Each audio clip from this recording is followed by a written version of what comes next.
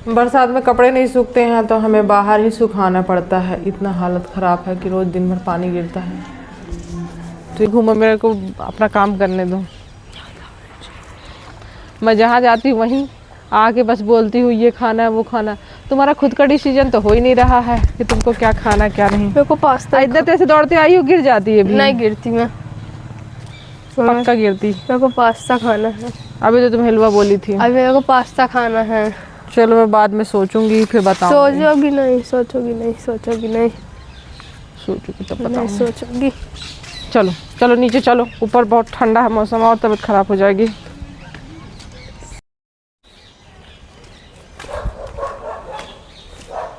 एक तो कपड़े नहीं सूख रहे हैं, बरसात है तो बहुत ज़्यादा दिक्कत हो रही है, काम की कमी नहीं है।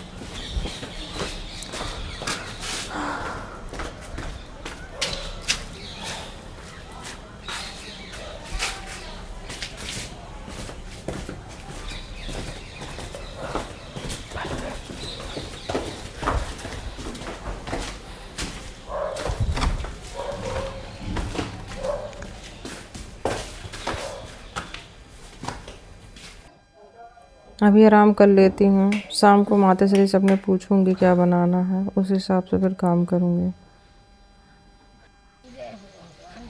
माताश्री का पूजा पाठ चालू हो गई है जैसे शाम हुआ है। शाम की आरती भोलेनाथ की करती हैं वो, उसके बाद ही कुछ बताएंगे वही मैं बनाऊँगी। बोल रही हैं थोड़ा बहुत भी कुछ भी खा लूँगी। मैं बोली बता दो क्या खाना है वही बना दूँगी, क्योंकि परी का तो मन है उल्टा सीधा खाने का ही, मैगी पास्ता। वो तो अम्मा बोली कि नहीं मैं नहीं खाऊँगी, करेले की सब्ज़ी और रोटी बना लो। तो मैं आ गई अपना यही सब बनाने के लिए। फिर मैंने उस करेला को काटा, और करेला परी ज़्यादा खाती नहीं है, वैसे मुझे भी उतना ज़्यादा पसंद नहीं है, लेकिन क्या है उसमें ज़्यादा थोड़ा सा प्याज व्याज डाल के अगर बनाओ तो अच्छा भी लगता है। इसलिए मैं थोड़ा सोची कि अब यही कर लेती हूँ, बना लेती हूँ थोड़ा ज़्यादा प्याज व्याज डाल के करेले की ही सब्ज़ी, तो शायद अच्छी लगे। क्या है करेले की सब्ज़ी में थोड़ा सा नींबू उबू डाल दो तो फिर क्या होता है कि थोड़ा सा उसका कड़वाहट कम हो जाता है, और प्याज भी अच्छा ज़्यादा डाल दो तो। और बरसात में ऐसी कोई विशेष सब्ज़ी भी नहीं मिलती है तो यही सब बनाना ही पड़ता है, कोई ऑप्शन नहीं है। तो हो गया, मैं जल्दी जल्दी फिर करेले की सब्ज़ी बनाती हूँ, क्योंकि मेरी माता को थोड़ा शुगर पेशेंट है, उनको खाना थोड़ा समय से चाहिए रहता है, ज़्यादा लेट भी ना हो। करेले की सब्ज़ी चढ़ा दी हूँ मैं बनने के लिए। अब उसको बनाते बनाते मेरे दिमाग में ये आया कि चलो हम थोड़ा सा चाय भी पी लेती हूँ। तो चाय मम्मी बना के रखी थी मेरी अम्मा जी, मैं उठा के ले आई हूँ गरम करके। तो बोली 1 कप चाय मैं दिव्या को दे देती हूँ, जो मेरे घर में आती है ट्यूशन पढ़ाने परी लोगों को। तो वो बोलती है अच्छा, और बाकी बच्चे बैठ के आराम से पढ़ रहे हैं। परी को देखो तो वो तो बिल्कुल टेंशन फ्री पढ़ रही है। मैं भी बोली थोड़ी सुकून से आके चाय पी लूँ, खाना फिर बनाती हूँ। जब तक मेरे अंदर खाना बनाने की शक्ति आ जाएगा चाय पीने के बाद, क्योंकि चाय पीने के बाद ही मुझे चेतन्नी आती है। हो गई, गुन्नू आ गई है अचानक, कह रही है कि आज मैं आई हूँ। तो बोले दूध इसमें दो आगे पहले, क्योंकि जो अभी अभी गाय डाली है उसका दूध फट रहा था। तो बोली चेक करती हूँ फटता है कि नहीं। तो बोली हाँ बुआ चेक कर लो, क्योंकि अगर दूध फटेगा तो फिर किसी को ना देंगे, सारा आपको दे देंगे। बोले वाह, फटा दूध सारा मेरे को दे देंगे, अच्छा दूध दूसरों को देंगे। तो बोली चल भाई दे दे, हो गया, आगे चेक तो कर ले फट रहा है कि नहीं फट रहा है। फटेगा तो फाटन का कुछ बना जाएगा, नहीं फटेगा तो दूध का कुछ बन जाएगा। यही देखकर मेरी भतीजी दे देती है मेरे को।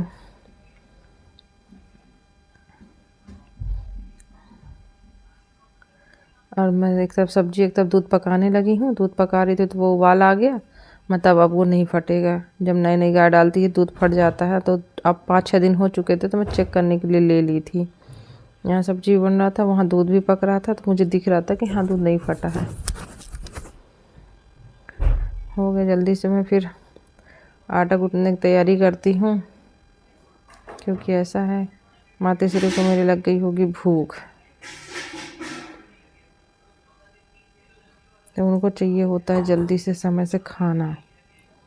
तो शाम का खाना था, ज़्यादा लेट भी हो जाता तो मज़ा नहीं आता, क्योंकि हमारे यहाँ गाँव में ज़्यादा देर तक लोग जगते नहीं हैं, मैक्सिमम 8-9 बजे तक सो जाते हैं, उससे ज़्यादा नहीं हो सकता। उनको नींद आ जाती है। मम्मी पापा लोग को तो आ ही जाती है, मुझे आए ना आए वो लोग जल्दी सो जाते हैं।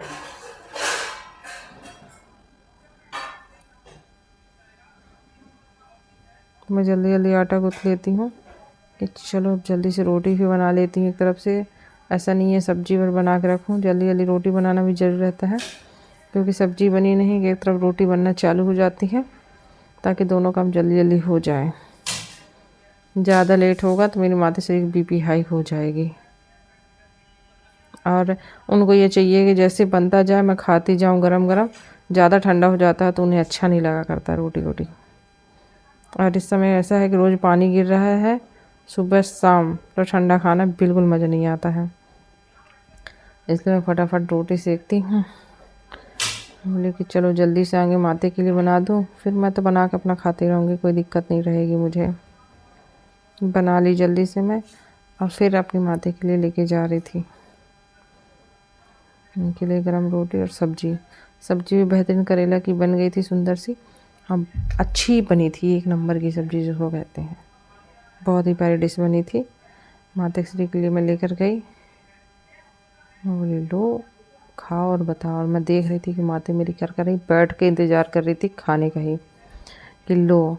और देख रही थी टीवी, और टीवी में देख रही थी कृष्णा और भगवान खुद ही नाच रहे हैं यहाँ। वाह। और माते अब खाते खाते आराम से टीवी देखेगी।